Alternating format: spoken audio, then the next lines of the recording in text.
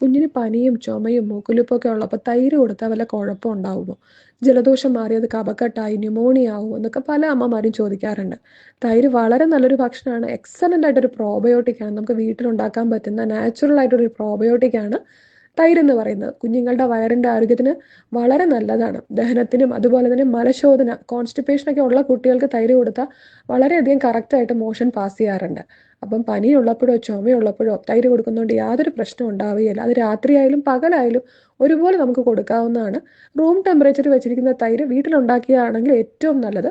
പുറത്തുനിന്ന് വാങ്ങിക്കുന്ന തൈര് കുഞ്ഞുങ്ങൾക്ക് കൊടുത്ത് ശീലിപ്പിക്കാതിരിക്കുന്നതാണ് ഏറ്റവും നല്ലത്. കാരണം പലതരം പ്രിസർവേറ്റീവ്സ് ഒക്കെ ഉണ്ടാവാനുള്ള സാധ്യതയുള്ളതിനാൽ കൊച്ചു കുട്ടികൾക്ക് കൊടുക്കുമ്പോൾ വീട്ടിലുണ്ടാക്കുന്ന തൈര് തന്നെ കൊടുത്ത് ശീലിപ്പിക്കുക.